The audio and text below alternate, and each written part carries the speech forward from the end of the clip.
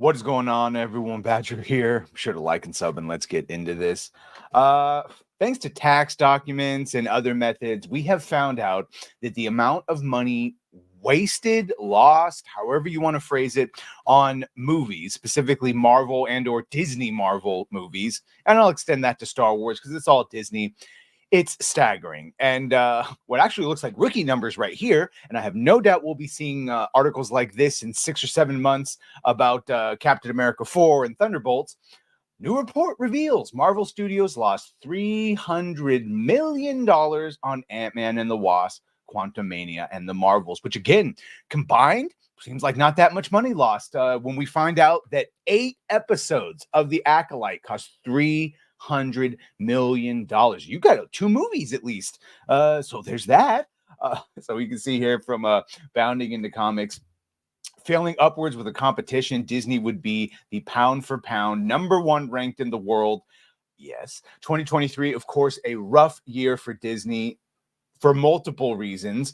Of course, they had plans at the time for Jonathan Major to be the villainous face of the next, and that was all done because the very little scene at the end of the first season of Loki, where he played a version of Kang, He Who Remains, and that filled the studio with the confidence to make him the focal point of everything before any of his real life issues happened. And of course, that started with Quantumania, where he was beaten and just people did not like his performance. And then, of course, his real life, Jonathan Major's real life issues caught up to him. But that was, it wasn't enjoyed as the character, and it was already a net failure before any of that had happened.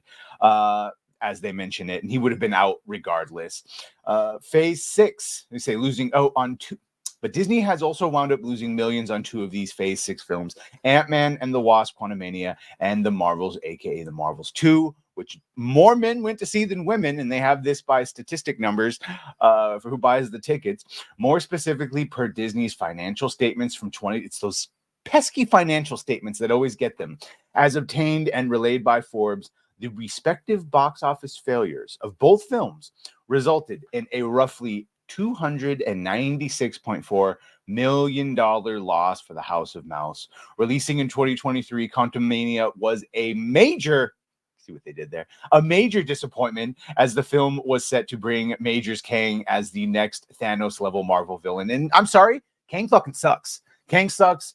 Regardless of the actor and the character, I don't care how many times he's immortal, he's a bunch of different variants. I don't care. Just makes him lame. He was lame in the comics, stupid blue face. Yeah, no one cares.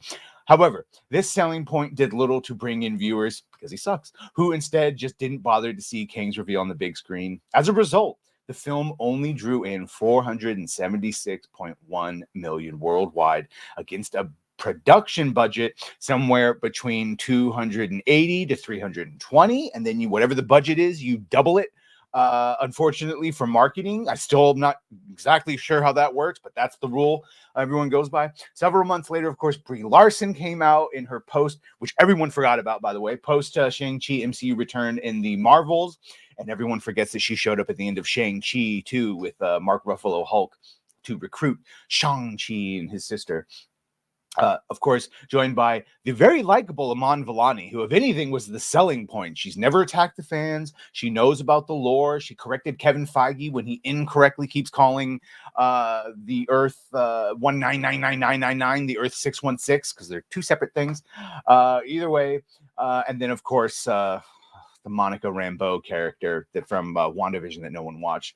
So, of course, even when explaining in the movie, no one watched this. All this brought us was the strap in deleted scenes. It's a disaster. It was a disaster, drawing in $206 million on a production budget that is said to have surpassed 270, far beyond 270. Multiple reshoots like they all do.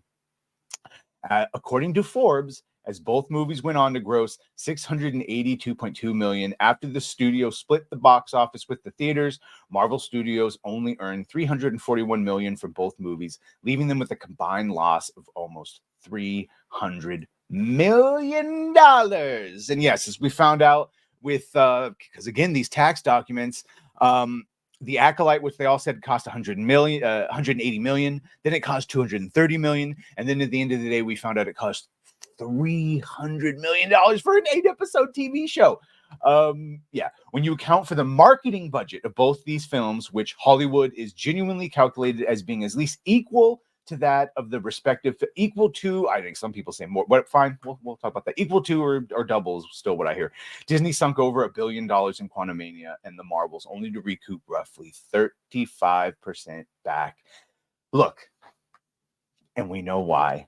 Instead of adapting the actual popular characters and stories, they tried to make popular characters and stories, and it didn't work. And that, of course, has led them to bring back what did work and probably won't work again. The Russo brothers, Robert Downey Jr., talking about the X-Men and Spider-Man and Avengers level threats, even though no one knows who the hell the Avengers are anymore.